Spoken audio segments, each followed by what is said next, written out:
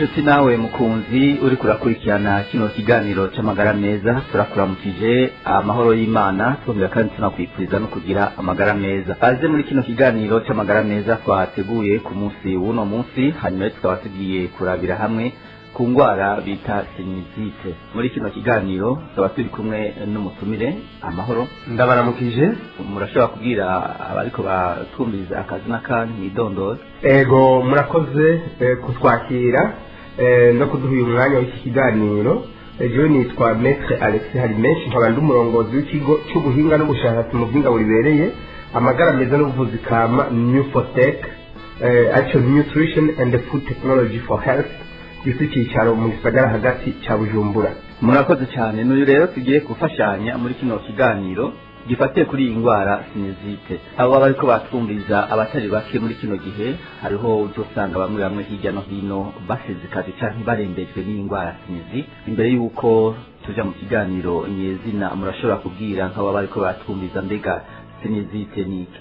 Sinizite ni igihe umuntu ababara, atonekara, inflammation mu mugabane wo mu zuru canke iruhande hagati y'amaso witwa sinus. Akaba ari imigabane ine n'uduhimba tune twita sinus. Igihe rero tuba tugwaye tukababara tukagira inflammation mu gifaransa, nibyo bita sinusite. Hanyuma rero izo sinus ziraheza zikadufasha iki? Ubundi iyo utwo duhimba bita sinus tuba haruguru mu zuru ahegereye hagati y'amaso abiri no hejuru ya buri jisho, aritwo bita sinus, tudufasha ibikorwa bihambaye. Nitwo dutanga utuzi twita mucus tudufasha kugira ngo tumotegwe. Hanyuma kandi utwo tuzi iyo dukoranye n'utwoya twinshi duto duto tuba ngaho mu mazuru twita cile, tukadufasha kugira ngo ducakire ibintu by'amamikrobe canke ibintu by'imyanda biba byinjiye mu mazuru byari kubandanya bikaja no mu bwonko cyangwa bigasabwa no mu bice by'umubiri kugira ngo bice bifatirwa aho nyene, bifatiye n'utwo tuzi bita mucus dutangwa n'amasinisi. Hama kandi bikaja bituma rero tutagwara aho mu mazuru cyangwa ngo tugware mu bwonko no mu bindi bice by'umubiri, aho iyo myanda yari kubandanya ikorera ibikorwa bitari byo. Igihe rero za sinisi zabaye inflamme zagwaye, hashobora kwaduka indwara zitandukanye zitewe n'amavirisi, imigera y'indwara canke bakteri, imigera nayo nyene y'indwara. Hanyuma ugasanga hadutse ingorane ziza kurangwa n'ibimenyetso duhava tuvuga. Turumva neza yuko izo sinisi nazo nyene zifite akamaro kanini mu mibiri yacu. Kumbe turiko turavuga kuri iyi ndwara ya sinizite, hariho abatayizi canke abo bayigendana muganga ntibamenye yuko bagendana iyi ndwara ya sinizite. Ibimenyetso biba biranga kugira ngo bariko batwumviza bashobore gufashwa no gutahura iyo sinizite ivyo bari ivyatsi. Ibimenyetso biranga ko umuntu yagwaye utwo duhimba bita sinus, ari byo twita sinizite, ni nk'ibi bikurikira. Umuntu arababara kandi akumva aremerewe mu maso, aragira ibintu byisuka nk'ibicurane bisa n'umuhondo canke bigasa n'urwatsi rutoto, na cyane cyane mbere bikagaragaza n'ibimenyetso wobona yuko umengo hari n'amashira, ekurema pivelance. Hanyuma kandi aratakaza no kumotegwa, perte de l'odorat, ibintu byahora bimumotera bariko barakaranga canke bimota agasigara yumva bitakimumotera. Yamana umuruho, kandi arakorora, arashobora kumeneka umutwe, arashobora kuzana akamoto kabi mu kanwa, ibyo bita halitoze canke mofezalene. Hanyuma kandi arashobora kumva aba aribwa mu menyo, mu binyigishi, mododo, na cyane cyane mu misaya. Hanyuma kandi akumva acitse intege umubiri wose, mbere bikashika naho n'umuyumbo w'umubiri cyangwa fievre uduga gatoyi gushika naho yogera nko ku madogere y'ubushuhe 38 mu kishingo caya 35 37. Kubw'ivyo rero icyo gihe rero ashobora kuba agwaye rero iyo ndwara twita sinizite cyangwa inflammation do sinus. Ivyo rero birashobora kuba mu kiringo kiri hagati y'indwi n'indwi zibiri, ibyo twita sinezite aigu mugabo kandi irashobora no kubandanya ugasanga birageze ku byo twita sinezite chronique nuvuga hamwe iyo ndwara yamubereye akaranda ibyo nabyo bakaba biharura iyo umuntu amaranye sinezite ikiringo c'indwi zibiri igumamwo abamaze kurwara sinezite chronique ishobora no gushizana n'ibimenyetso byo gusinzikazwa nayo bikomeye. reka rero dufatira ngaho ko mpatije kuvuga yuko hari n'ubwo bishobora kubandanya gushamo naho bishobora kuba chronique.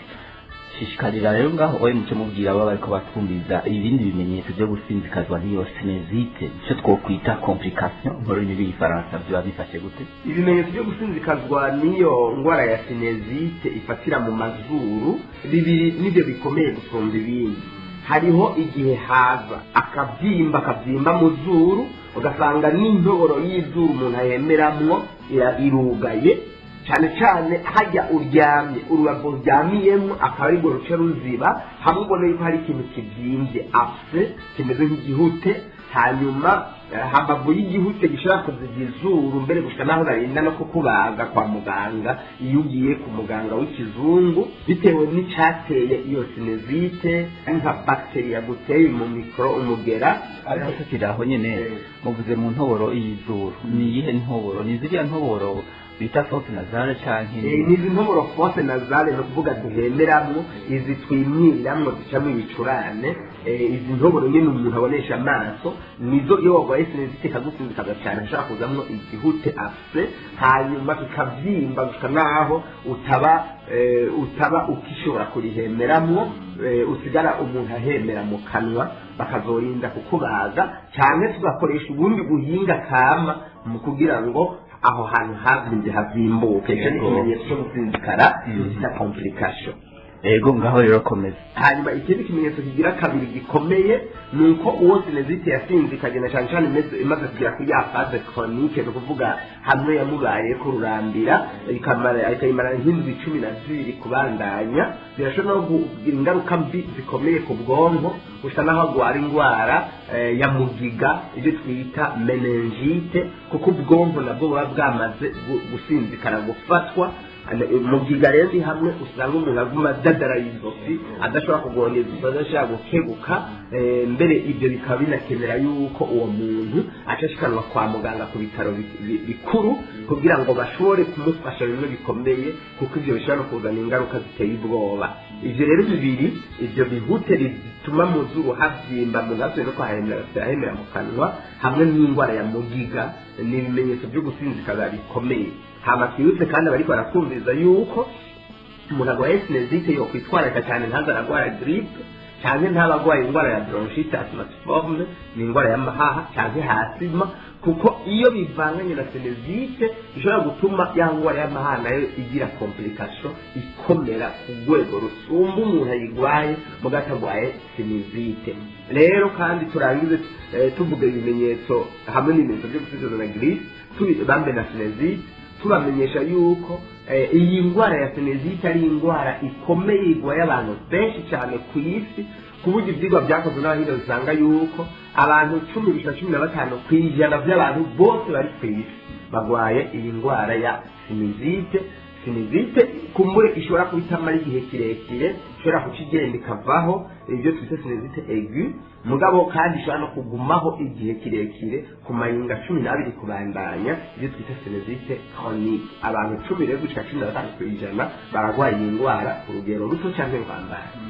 mbega iyo ndwara irakira? mbaza icyo kibazo kubera ko hariho bamwe uzosanga bafite iyo ndwara ya sinezite nyine ugasanga barasamura cyane.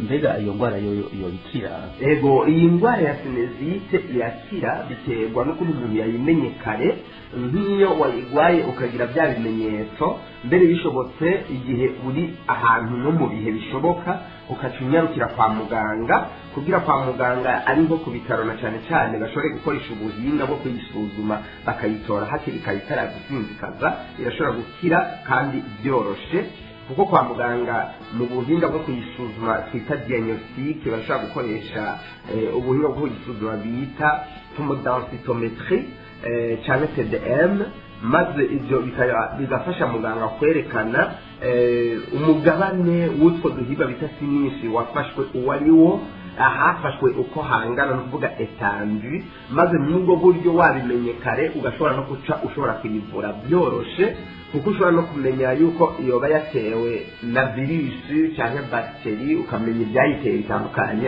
ikakivurwa hakiri kare iyo ivuye hakiri kare irakira byoroshe na cyane cyane iyo amahaha cyangwa ubwonko utarafatwa niyo baraje muri icyo gihute urashobora kuyivura byoroshe kandi bigahera. tugarutse ku nsiguro mwari muhejeje gusigurira abariko batwumviriza bijanye n'indwara ya sinizite, ibyo byose none bituma n'iki biba byavuye kuki?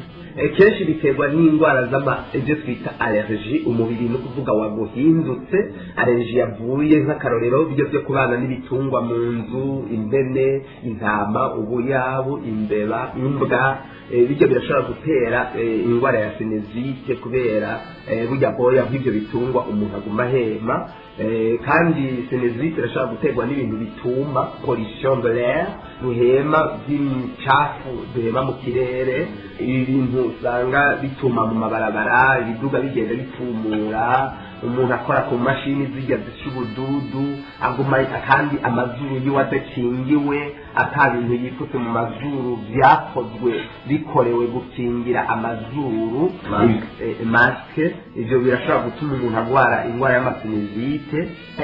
Kandi umuntu ashobora kurwara sinizite kubera infection bacterienne, no kuvuga amamikrobe yinjira mu mubiri, yinjira mu mazuru akonona twa duhimba bita sinisi turi mu mazuru no hagati y'amaso mugabo uciye mu ntoboro zo mu mazuru, infection fongique, ni ubundi bwoko bwo kwandura bw'ubwandu umuntu yandura bukonona. Hanyuma hariho infection bacterienne, n'imigera bacterie ishobora kwinjira mu mazuru hanyuma igafata ikonona twa duce two mu mubiri bita sinisi.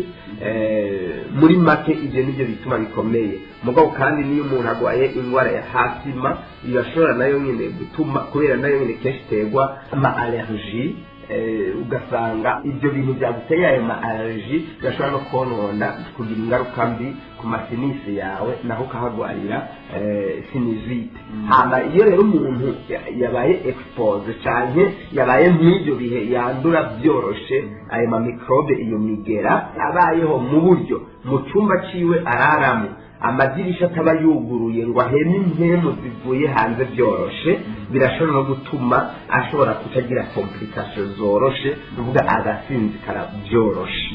Ego inshuti nawe mukunzi uri kurakurikirana kino kiganiro, birashoboka yuko uba udusamiye hagati, tubabwira tukumenyeshe yuko muri kino kiganiro turiko turavuga ku ndwara bita sinizite isanzwe isinzikaje abantu batari bake. Tukaba tubashimiye kuri izo nsiguro zose muhejeje gushikiriza abariko batwumviriza. Mugabo rero birashoboka yuko mu bariko batwumviriza nyene muri kino kiganiro hoba harimwo abo baba bamaze kwandura iyo ndwara canke abo bagendana iyo ndwara ya sinizite.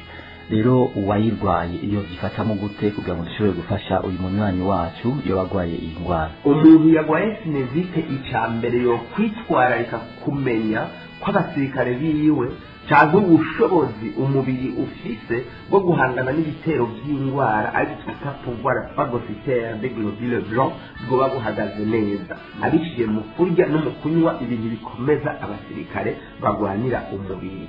Ivyamwa, imboga na cyane cyane ziribwa zidatetse, salade frite, umutobe mushasha ukanywe mu byamwa cyane mu mboga. Mu byamwa twatuvuze imicungwe, mandarena, inanasi, umwembe, ipapayi, mugabe ivyamwa byereyeho pome ku bashobora kuyironka bivanye n'ubushobozi bwabo, ibyo byogwizwa cyane.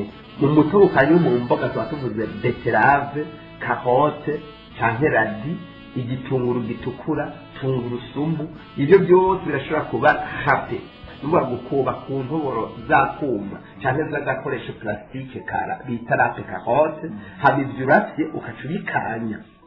Dufate nk'isukiro ya carotte, n'isukiro ya beterave, nk'irobo y'imboga bita radi, hanyuma ibyo byose ukacubira panarape carotte wabanje kubironga mu mazi avuye kuzikarikarabira, ukacukanya umutobe wabyo, hanyuma uwo mutobe ukacuwunywa. Vitamine A, vitamine C, vitamine E, ivyo byose bivuye mu izo mboga bice bituma abasirikare bawe bakomera kugira ngo ugire abasirikare bashobora guhangana na ya ma allergie canke bakteri mu microbe uba wasemuje wawe kugira ngo nawe ya masinizite urwaye agende yoroherwa ubwo n'uburyo bumwe bwo gukinga hamwe no kuhangana n'indwara ya sinizite inflammation de sinige. Kabiri, urashobora kwiyuka amababi y'umukaratusi ibyo twita fumigation wayavanze n'igiterwa bita tan bamwe bita time mu kirundi barabasinywa no mu cyayi. Ego time barayinywa no mu cyayi n'amababi y'umukaratusi barayinywa nk'icyayi. Ukuntu rero ubigenza ushobora gufata amababi y'umukaratusi mabisi ibipfunsi nka 4 cyangwa 5 mugabo utapfumbase mu ntoke ibyo wakamase ugakamata ari mabisi cyane amababi yumye ukagira ibipfunsi ukamata ibibiri hanyuma ukaca ubiteka mu maritiro 3 y'amazi washizemwo ibiyiko 3 by'ifu y'ico giterwa bita tan canke time mu kirundi hanyuma byabira ukaca ufata ico kintu wabitesemwo ugashira ku meza ishobora kuba ari isafuriya canke mu gihugu hagati ushobora kuba wabitetse mu nkono y'ikirundi uca wipfuka mu mutwe no mu maso hanyuma mugabo ukaca wipfuka wapfutse na cya kindi wabitetsemo kugira ngo umaze gupfundura wamuhisha yandugumba idugire mu mazuru yawe mugabo wahumirije mu maso wafunze n'umunwa ikaca idugira mu mazuru ugahema uwo mwuka uduze. Muri time hari ibintu byinshi cyane na cyane amavuta agizwe n'ibintu twita timol. Hanyuma mu mukaratusi nawo harimo amavuta twita huile essentielle agizwe n'ibintu twita erythritol. Ibyo rero birafite ubushobozi bwo kugurura no mu gihe uturingoti two muri ya masinisi tuba twarazibye hakazibuka kandi no mu gihe haba hariko harabyimba harajemwo igihute twita apse mu ntoro z'amazuru fosse nasale zazivye bica bigenda bizibura no mu gihe umuntu aba arwaye ama allergie nko mwashagiye umuntu arwaye rhinite allergique hamwe umuntu aziba amazuru nk'urwaye sinezite mugabo no mu matwi akizingira mu magage akagira utuntu tumurakira tumusasata ibyo byose akoresheje ubwo buryo bita fumigation de frais de calcus et de temps bica bituma agenda yoroherwa akuguruka agasigara ahema hugurutse kandi atari karasasatwa mu mazuru bimwe byo kwasama bikagenda bihera ageze ahantu hari umuyaga hari vumbi ikaca yasamura iyo byose bikaca bigenda bihera kandi hamwe riberwa mu mazuru haze n'aha mu ruhanga ibyo byose bikaca bigenda bihera kubera ayo mavuta ari muri time n'ayari mu mababi y'umukaratusi. Ariko tukiri ngaho nyene muri ibyo bijyanye n'iyo fumigation canke mu uko kwiyuka twibwe kwiyuka niko abarundi bakunda gukoresha cyane hanyuma umuntu iyo ariko ariyuka canke ariko aragira iyo fumigation umwanya amarayo ubungana gute? Ubwa mbere kwiyuka hiyuka umuntu atari n'ibi bihe bikurikira no kuvuga umuntu atari karavumuna umuntu adafise amaraso make ibyo twita anemie umuntu atagwaye indwara y'umutima irangwa n'imvumo karenze y'umurindi w'amaraso hypertension arterielle umuntu atagwaye indwara yo kugira amaraso make ibyo twita hypotension biyuka ndaga nk'umuntu bari mu butinyanka umuntu ari mu butinyanka yiyutse kubera umubiri ucushuha cyane arashaka kucabira n'amaraso menshi nuvuga igihe cyose uva amaraso mu buryo ubwo ari bwo bwose mu gice cyacu cyose cy'umubiri nko mu butinyanka yamihanwa buri kwezi ibyo kwiyuka wobyihoza rero mugabo atari n'ibyo bihe kwiyuka kwawe umwanya uza kumarayo byoba hagati y'iminota 15 n'iminota 45 biterwa n'igihe cyakindi watetsemwo y'amababi yawe kiba ari kinini hama ugateka amazi menshi hagati y'amaritiro 3 na 5 kugira ngo ayo mazi aze kumara umwanya munini akirurumba akiduza umuhisha akiduza umwuka ushushe cyane kuko ari byo biza kuzibura ya mazuru yawe yazivye no kuremurura hamwe mu ruhanga no hagati y'amazuru haba hararemerewe kubera ya mikusi irimwo ibintu ngo n'amashira byagiye bituma mbere hashobora no kuzamwo n'ibihute aho mu mazuru. Rero hanyuma wocubigira rero hagati y'iminota 15 na 45 uri kuriyuka, hanyuma ibyo wirutse ukaca ubisesa mugabo ukaca ubikora uko twavuze inshuro 3 ku munsi, mu gitondo saa 6 no ku mugoroba. cyane kubera ibibazo by'akazi cyangwa amashuri wiga woca ubikora mu gitondo, ku mugoroba uvuye ku kazi no mu ijoro mbere yo kujya kuryama, ni ukuvuga 3 ku munsi. aho rero bifite ubushobozi bukomeye bwo kukugora amasinizite. hama mugabo kandi twibutse abantu na cyane bazi mu Burundi kandi hagizwe n'abantu basenga, hariho abantu bokumva amabayi mu karasi bakaja mu bumenga agiye mu miti y'ikirundi cyangwa ibintu byo guhamura cyangwa by'amashetani. oya, abo ndabasubiza hariya muri Bibiliya bakunda gusoma muri Ezekiyeli 47 umurongo wa 12 havuga ngo hakurya no hakuno ku nkombe y'urwo ruzi hazokwamba igiti cyamba 12 ku mwaka, ibyo cyane no kuvuga ibyabo izo bifungurwa mugabo amababi azoba umuti wo kuvura amahanga. nuvuga kwivuza amababi nk'amababi mu karatuzi, amababi y'igitego bitasa guhakana ubushobozi bw'Imana kuri bariya basenga, ahubwo ni ugukora n'Imana mu kugabanya imibabaro mu bantu, kuko bijye biterwa uretse ko abapfumu babikoresheje nabi, ubundi Imana yari yabigeneye kugabanya umubabaro mu bantu. n'amahinguro y'imiti atarabaho imbere y'ikigera cya 17 abantu ntibarwara none ntibivuza ibiterwa. nicyo gituma rero na Bibiliya yemera ariko kuvuza ibiterwa mugabo byakozwe ku buhinga bwerekanwe n'abahinga, atari ibintu byo kuvutura no guhamura mu buryo bw'ikirundi, kuko twe ntiduhamura, ntitwigisha n'abantu guhamura. bijya n'ibintu by'amashetani, ntabwo ari ukuhatana Imana ni byiza cyane kandi bikoresheje izo kugabanyiriza umubabaro. abarwaye sinezite cyangwa abarwaye giripe cyangwa abarwaye senite allergique niba bikoresha niba bazomenya neza yuko ibi bintu Imana yabiremeye kugabanya umubabaro mu bantu. mbega nyine muri iyo fumigasiyo ku bantu bafise nk'izo ndwara za sinezite eka na gripe, kumenga kenshi na kenshi bakunda kwasamura cyane, ubona bica bisa gute mu gihe aba yitwikiriye cyangwa aba yagize iyo fumigasiyo nyine? kuri sinezite ukoresheje ibi bintu byo kwiyuka fumigasiyo, ni ukuvuga uku kuntu watekera amababi y'imikaratusi na yafu y'igiterwa bita tan, ntibibatera kwasamura, ahubwo yaba yari karasamura cyane bitewe washikana yama allergie arwaye, kuko allergie twabonye ko ari kimwe mu bituma haba sinezite, cyangwa akaba yasamura nyine kubera sinezite ubwayo niyo itateza amahereji. aho uko bikoresha mu gitondo sasa no ku mugoroba, cyangwa mu gitondo ku mugoroba n'imbere yo kuja kuryama mu ijoro, niko na bimwe byo kwasamura bice bigenda bihera kubera ya wile essentielle ya mavuta ari muri timol cyangwa ari mu mababi y'imikaratusi ekalistol, bica bigenda bihera ahubwo arushiza koroherwa, ntirushiza kumusinzikaza ahubwo agenda yoroherwa. uwo rero n'umuti wa mbere. mubundi umuti ugira kabiri ni ugufata inhalation du jus de citron, ni ukuvuga urafata indimu ukayironga citron, hama uyironga ukaca uyisatura ugakuramo zirya ntete, hanyuma ukaca uryama ukagarama bagakanyira amama ugereranije nka 10, naho warenga ko 1 cyangwa 2 cyangwa akaburamo 1 cyangwa 2 kwa mu 10 nta ngorane bitera. hanyuma bakaca badonyangiriza mu ntoro y'izuru muri buri zuru, hanyuma ibyo ukaca bigira mu gitondo amama 10 y'indimu muri buri zuru, saa 7 amama 10, ku mugoroba cyangwa mu ijoro ayandi mama 10. ku bantu barwaye ibyo bita sinite allergique kenshi bitiranye na sinezite, ibyo navyo bikaba birangwa na bya bintu twavuga kuri sinezite, mugabo hariya mu matwi ntiyizire akiziringira cyane, asize y'indimu ikimurakarira cyane gose. mbere abo sino basaba gukoresha indimu, basaba gukoresha bimwe byo kwiyuka amababi y'imikaratusi na time, kuko sinite allergique byoca bimurakarira, bimwe bikomeye bisa naho yumva umengo yosara.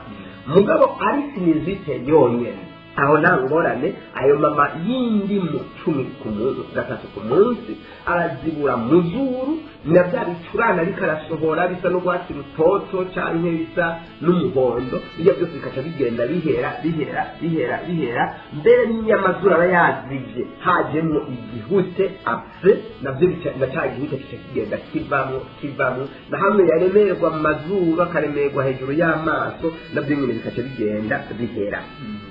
Hanyuma mu kurangiza umunsi ugira 3 ni cataplasme d'argile blanche, ni ukuvuga ni ugutoba agatsima mu ibumba ryera. Urashobora gufata ibumba ryuzuye igipfunsi cyuguruye poignée de poudre d'argile, hanyuma ukashira ku isahani y'ibumba imeneka, hanyuma ukashibanga n'utuzi duke uvomye ku irobini cyangwa kuri rusengo, ugategura agatsima kagumye kujya k'ubugari bw'umwumbati mba kidashaya kandi kitumye taribuye. Kagatsima rero ukakizana ukagahomeka hejuru y'izuru, uko izuru ryose rigenda ringana gushika mu ruhanga hejuru y'ijisho, kuko ari amasinisi ari ugahomeka ko kuburyo bigira intimbatimba ingana santimetero nka 2, mugabo utafute amaso, utafute n'intoboro z'amazuru uhemeramo. Ibyo bikaca bihamara hagati y'amasaha 2 n'amasaha 3 biriko bica bigenda biravyimbura, no mu gihe haba haravyimbye amazuru ariko araziba yarazivye kubera igihute cagiyemo, bifise ubushobozi bwo vyimbura n'igihute kiba kirimo kandi biciye inyuma bitashiye mu zuru. Mugabo ivyo ukaca ubivanga na bya bindi byo kwita y'amababi y'umukaratusi, na bya bindi byo kwishiramwo amama 10 muri buri zuru y'indimu 3 ku munsi. Hanyuma ikizokurikira ushobora kubikora hagati y'ukwezi, ibi 3 tuvuze ukaca ubikora mu kiringo kiri hagati y'iminsi 30 n'iminsi 45. Amasinezite yawe ashobora kuba yakize, hanyuma ukajya kwa muganga akakurabira neza ko koko amasinisi yakize. Anakana akoresheje nka cya gipimo nko ku bitaro binini, akoresha igipimo bita tomodensitometri kugira ngo arabe ko koko amasinisi yawe asigaye ameze neza.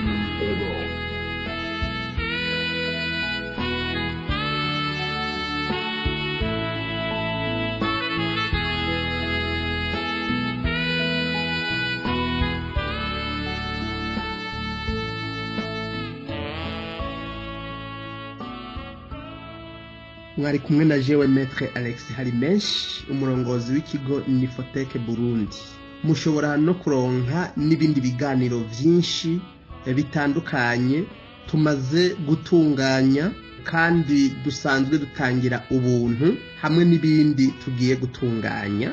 Musavye kuba muri umwe mu migwi ya Nifotech Ingaburikiza irenga 150, kandi mushobora no kuza mwironkera ibiganiro byacu biciye mu buryo bw'ama audio hamwe n'amareresi video, mubisanze kuri YouTube Nifotech Burundi, hanyuma mukavyumviriza mukabikurikirana umwanya uwari wo wose mushakiye mutarinze kubidusaba, kubera yuko ari bwo buryo bwiza kandi bworoshe bwo kuronka ibiganiro byacu umwanya wose mubigombeye.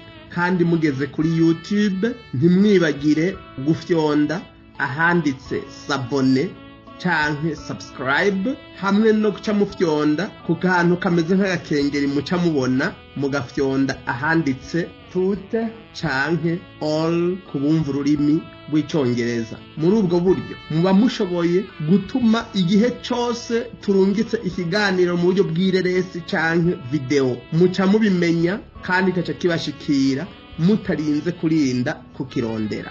Hamwe n'ivyo rero tukabasaba yuko igihe muronse izi nyigisho z'akanovera kandi ku buntu, mugire n'umwete wo kuzisabikanya n'abandi mu kuzinyanyagiza hirya no hino mu Burundi no ku isi, maze muri ubwo buryo mukaba mwifatikanije n'ikigo cy'ubuhinga n'ubushakashatsi mu by'ingaburo ibereye n'ubuvuzi kama Nifotech Burundi, muri kino gikorwa c'iteka cyo gukinga no kugabanya imibabaro mu bantu biciye mu buvuzi kama.